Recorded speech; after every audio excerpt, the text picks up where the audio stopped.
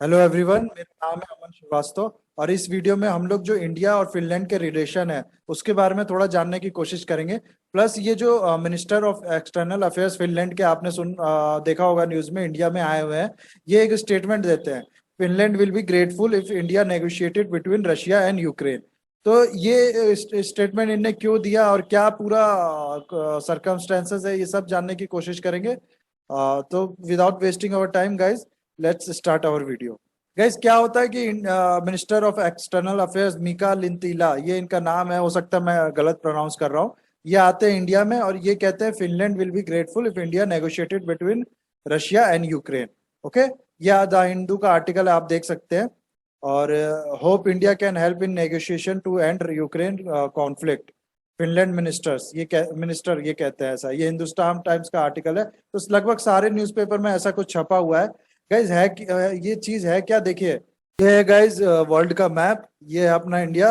और यहाँ से आप जब नॉर्थ वेस्ट में जाएंगे तो यहाँ पर आपको थोड़ा ऊपर जाने पे यहाँ इस जगह मिलेगा फिनलैंड। और आप गाइज आप देख सकते हैं फिनलैंड बॉर्डर शेयर करता है रशिया के साथ। ओके, और रशिया का क्या है, यूक्रेन के साथ चल रहा है वॉर। किस लिए वॉर चल रहा है कि यूक्रेन चाहता था नाटो ज्वाइन करने का, जिसको जो रशिया नहीं चाहता था ऐसा हो, इसलिए रशिया ने वॉर डिक्लेयर कर दिया यूक्रेन पे। अब क्या है ना गाइस, फिनलैंड में भी के लोग भी फिनलैंड के लोग भी काफी टाइम से यही चाह रहे हैं कि वो नाटो ज्वाइन करे। और जब ये रशिया फिनलैंड पे वॉर डिक्लेयर करता है तो उसके बाद से ये मिनिस्टर का कहना है कि जो 60% लोग हैं वो इस फेवर में है कि फिनलैंड जो है वो ज्वाइन करे नाटो। तो आफ्टर वॉर जो है वो लोग और ज्यादा इस चीज को सपोर्ट कर रहे हैं, फिनलैंड के वॉर कि नाटो ज्वाइन करे फिनलैंड। ओके, ये आप देख सकते हैं फिनलैंड के जो मिनिस्टर वो इंडिया आए हैं, उसके बाद ये ट्वीट करते हैं, Finland and India different in size but same in goals, future with innovative quantum technology, today our two countries strengthen our cooperation, thank you for fruitful meeting.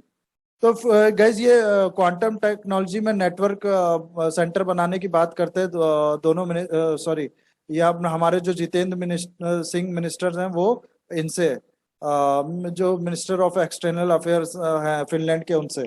Okay, तो ये मेमोरेंडम ऑफ अंडरस्टैंडिंग साइन हो चुका है दोनों ministers के बीच। Okay, तो ये अब तक की डेवलपमेंट है गाइज, ये फिनलैंड जब आए हुए हैं। और मैंने आपको बताया फिनलैंड जो है 3440 किलोमीटर का बॉर्डर शेयर करता है रशिया के साथ। ओके, और जो रशिया का जो इन्वेजन है उसने क्या किया, सिक्योरिटी सिचुएशन उसने फिनलैंड को भी मजबूर कर दिया है कि वो मतलब अपने सिक्योरिटी के लिए सोचे। और फिनलैंड में पहले से भी चाहता था, लेकिन वॉर के बाद अब 60% लोग इसके फेवर में है फिनलैंड के कि नाटो ज्वाइन किया जाए। तो यहाँ देखिए इनका स्टेटमेंट लिखा है, no one trust Russia any more, they promise that they will not attack Ukraine and yet after 2 days they launch the attack on Ukraine, he said. ये भी अपने कंट्री को सपोर्ट करते हैं कि जो नाटो को ज्वाइन करे कंट्री, हम उसको सपोर्ट करते हैं। ये फिर मिनिस्टर भी उसके लिए सपोर्ट करते हैं। और फिर सर्ज इन पब्लिक सेंटीमेंट भी हुआ है, मैंने आपको बताया, आफ्टर यूक्रेन पे जो वॉर डिक्लेयर किया है रशिया ने उसके बाद। ओके, और रशिया गाइज, रशिया भी ये जानता है कि फिनलैंड और स्वीडन में ये बात चल रही है, तो रशिया पहले इनको थ्रेटन भी कर चुका है कि अगर आप ज्वाइन करेंगे तो अच्छा नहीं होगा ये चीज। और जो गाइज ये जो फिनलैंड है ना, ये पहले रशिया से काफी ज्यादा ऑयल परचेज करता था, सिग्निफिकेंट अमाउंट में ऑयल परचेज करता था। बट अभी इसने क्या किया, यूक्रेन वॉर के बाद कम करके 5%, अभी केवल 5% डिपेंडेंस इसकी उस पे है, रशिया पे है। ओके, तो ये कह रहे हैं कि जो पीपल है हमारे, वो किसी भी कॉस्ट पे कोई भी कॉस्ट पे करने के लिए तैयार है। क्यों? Because everyone has image of dead children in Ukraine. Ukraine में जो हुआ है उसके बाद जो मरे हुए बच्चों की इमेज सामने आई है, वो जब फिनलैंड के लोगों ने देखा है तो उसके बाद वो कोई भी चैलेंज फेस करने के लिए, कोई भी कॉस्ट पे करने के लिए तैयार है, ताकि ऐसा ना हो और इसके जो कल्प्रिट्स है उसको पनिश किया जाए। ओके, इसलिए ये रशियन ऑयल और गैस पे जो अपना डिपेंडेंस है वो कम कर रहे हैं। ओके, सी ईयर यहाँ लिखा है, Indo finish virtual network centre, ये लोग साइन सेंटर बनाने की बात कर रहे हैं ऑन क्वांटम कंप्यूटिंग। और कौन कौन इसमें पार्टनर है, Indian institute of technology Madras, Indian IISER, Indian institute of science education and research, and India का जो centre development of advance computing है पुणे में, वो इसमें पार्टनर है। फिनिश फिनिश फिनलैंड की जो एजेंसी है उनके साथ। ठीक है। फिनलैंड कीन है कॉपरेशन में, like waste to energy, low carbon mobility, communication और ऐसी जो एडवांस टेक्नोलॉजी वाले एरिया है, इसमें फिनलैंड कीन है काफी इंडिया के साथ रिलेशन बनाने में। यहाँ देख सकते हैं मिंट का एक आर्टिकल है, ये हमारे जितेंद्र सिंह जो है साइंस एंड टेक्नोलॉजी मिनिस्टर, उनका उनकी फोटो यहाँ पर है।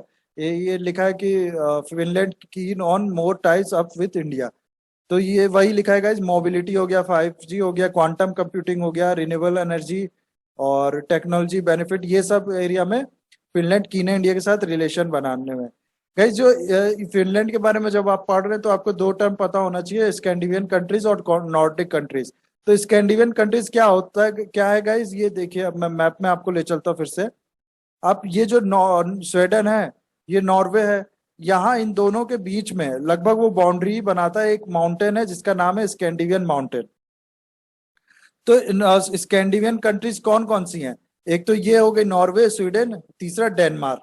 ओके, ये तीन कंट्री मिलके स्कैंडिनेवियन कंट्रीज बनाती हैं। ये तीन गाइस कंट्रीज होती है, ये कहलाती है स्कैंडिनेवियन कंट्रीज। ओके। और जो गाइस ये नॉर्डिक कंट्रीज है, ये भी इन्हीं को कभी कभी कहीं कहीं आपको देखिएगा इंटरचेंजेबली यूज होता है। स्कैंडिनेवियन को नॉर्डिक कहते हैं, नॉर्डिक को मतलब, कहने का मतलब ये दोनों जो टर्म है स्कैंडिनेवियन और नॉर्डिक, ये इंटरचेंजली बहुत बार यूज होता है। ओके। इसमें भी ये तीन कंट्रीज तो है ही है, प्लस फिनलैंड और आइसलैंड भी है। हम लोग देख लेते हैं मैप में फिर से। स्कैंडिनेवियन कंट्रीज तो है ही है। स्कैंडिनेवियन कौन कौन सी होगी? Norway, Sweden, Denmark. ये रहा नॉर्वे, ये स्वीडन, ये डेनमार्क। फिर उसके बाद नॉर्डिक कंट्रीज की बात करें तो उसमें कौन कौन सी है? एक ये फिनलैंड, दूसरा है आइसलैंड। ओके, आइसलैंड प्लस ये जो इन कंट्रीज में से कुछ देश की जो है ऑटोनॉमस टेरिटरी, इन कंट्रीज में कुछ आइसलैंड, इन नॉर्डिक कंट्रीज में एक दो आइसलैंड्स भी हैं, वो भी हैं जैसे कि ग्रीनलैंड हो गया, फैरो आइसलैंड हो गया और एलैंड आइसलैंड, ये भी देख लेते हैं हम लोग मैप में। जब फिनलैंड और स्वीडन के बीच में आप जूम करेंगे तो आपको देखने को मिलेगा ये एलैंड आइलैंड। एलैंड आइलैंड ये किसका पार्ट है? ये फिनलैंड का ही पार्ट है, इसी का पार्ट है एलैंड आइलैंड। बट क्या है कि ये ऑटोनॉमस रीजन है। और ऐसे ही आप जब थोड़ा और नॉर्थ वेस्ट में जाएंगे और यहाँ पर जूम करेंगे तो आपको देखने को मिलेगा फैरोई आइसलैंड। और फैरोई आइसलैंड और ये ग्रीनलैंड, ये वाला जो पार्ट है, ये जो एरिया है, ये ग्रीनलैंड और ये यहाँ पर एक छोटा सा है फैरोई आइसलैंड, ये दोनों डेनमार्क से को बिलोंग करता है। ओके। तो इतना हम लोग ने समझ लिया Nordic countries, Scandinavian countries. Scandinavian countries में केवल तीन ही आते हैं, डेनमार्क, नॉर्वे, स्वीडन। और इसी में आप अगर और ऐड कर दे फिनलैंड और आइसलैंड और प्लस इनके जो आइलैंड है उनको भी ऐड कर दे तो वो हो जाती है नॉर्डिक कंट्रीज। बट बहुत जगह आपको इसको भी नॉर्डिक, इसको इस पूरी कंट्रीज को स्कैंडिनेवियन कंट्रीज लिखा हुआ मिलेगा। तो ये कोई उतना क्लियर, वेरी क्लियर टर्म नहीं है, आप बहुत बार इंटरचेंजेबली यूज होता है ये एक दूसरे से। अच्छा, ओके। ये गाइज मैं ये क्यों बताना चाह रहा हूँ, दुनिया की जो रैंकिंग, दुनिया भर की जो टॉप की रैंकिंग्स है, जो इंपॉर्टेंट रैंकिंग्स है, उसमें ये आज चार पांच देश आप देख लेंगे स्कैंडिनेवियन कंट्रीज, अगर आप देखेंगे तो ये लगभग 50% मैं अंदाजे से कह रहा हूँ, 50% रैंकिंग में यही टॉप पे रहती हैं। कभी डेनमार्क नंबर 1 पे होता है और नॉर्वे नंबर 2 पे हो जाता है, कभी स्वीडन नंबर 1 पे होता है, डेनमार्क नंबर 2 पे हो जाता है। तो कहने का मतलब है टॉप की जो रैंकिंग होती है इंपॉर्टेंट रैंकिंग्स में, यही कंट्री आपस में शेयर करती हैं। ओके। तो इस कंट्री से गाइस सीखने को और इस कंट्री के साथ अच्छे रिलेशन होने में काफी बेनिफिट्स है और काफी कुछ हम लोग इनसे जो है सीख सकते हैं और अपने जो इंडिया में उस चीज को अप्लाई करके फायदा लिया जा सकता है। ओके। तो इन लोग इंडिया और फिनलैंड के रिलेशंस के बारे में देख लेते गाइस। रिसेंट ईयर में क्या हुआ है, जो रिलेशन है, कोलैबोरेशन जो है दोनों देशों का, उनका जो पहले जिस एरिया में होता था उससे थोड़ा एक्सपेंड हुआ है। अब इनोवेशन, इन्वेस्टमेंट, रिसर्च, ये सब भी एरिया में हम लोग 2019 में इन लोग ने 70 ईयर्स ऑफ डिप्लोमेटिक रिलेशन पूरे किया है और 70 साल ये बात हो चुके हैं इन लोग के डिप्लोमेटिक रिलेशन के। और फिनलैंड के लिए जो इंडिया का मार्केट है वो अट्रैक्टिव है फिनलैंड के जो प्रोडक्ट्स के लिए। वो चाहते हैं अपने इंडिया मार्केट जो है उसमें वो अपने प्रोडक्ट्स बेचे। और इंडिया के लिए क्या इम्पोर्टेंट है गाइज, फिनलैंड की जो मॉडर्न टेक्नोलॉजी है वो उसमें जो फिनलैंड का एडवांस है उसका हम लोग कोलैबोरेशन से फायदा उठा सकते हैं।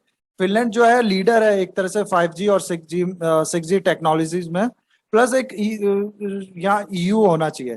फिनलैंड जो है यूरोपियन यूनियन का मेंबर भी है और एक इम्पोर्टेंट मेंबर है मैं कहूंगा।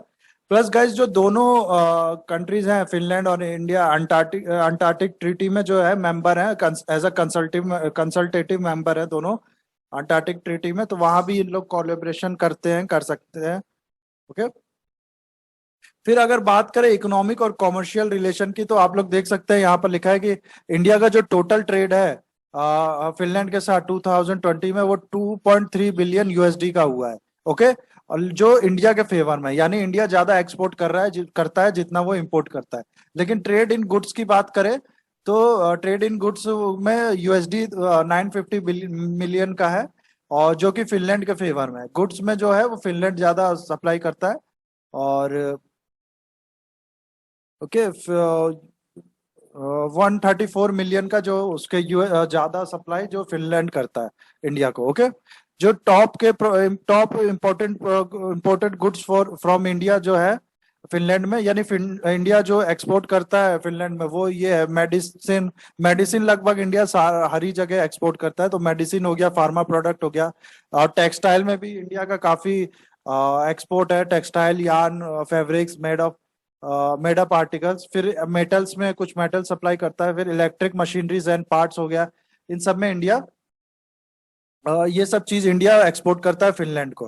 फिर जो इंपोर्ट करता है वो ये है, India top imported goods from Finland are machinery for special industry. जो हैवी मशीन हैवी इंडस्ट्रीज होती है, जो उसकी मशीनरी या फिर जो स्पेशल मशीनरीज होती है जिसमें एडवांस टेक्नोलॉजी यूज होती है, वो फिनलैंड मंगाता है इंडिया से। Okay. Electric machineries and part, ये कुछ कुछ इलेक्ट्रिक मशीनरीज भी मंगाता है। Paper board article there of. और फिर ये मेटल ओर्स और मेटल स्क्रैप, ये देख लीजिए स्क्रैप भी इंडिया में आता है। जनरल इंडस्ट्री मशीनरी, ये सब भी फिनलैंड से इंडिया इंपोर्ट करता है। तो गाइज आप लोग देख सकते हैं जो इंडिया के रिलेशन है वो फिनलैंड के साथ ये फ्रेंडली रिलेशन है। इस रिलेशन को जरूरत है और मजबूत करने की, और जो फिनलैंड के जो टेक्नोलॉजी है उसका फायदा उठाने की। ओके। तो ये था गाइज अब तक का अपडेट। और जो ये इनका मिनिस्टर जो इंडिया में आए हैं ये कब अब तक अभी रुकेंगे इंडिया में कुछ टाइम के लिए, लगभग 1 वीक लॉन्ग इनकी मीटिंग है। तो जैसे जैसे न्यूज आती है मैं आपको अपडेट देता रहूंगा। अब अभी के लिए guys have a nice day, take care.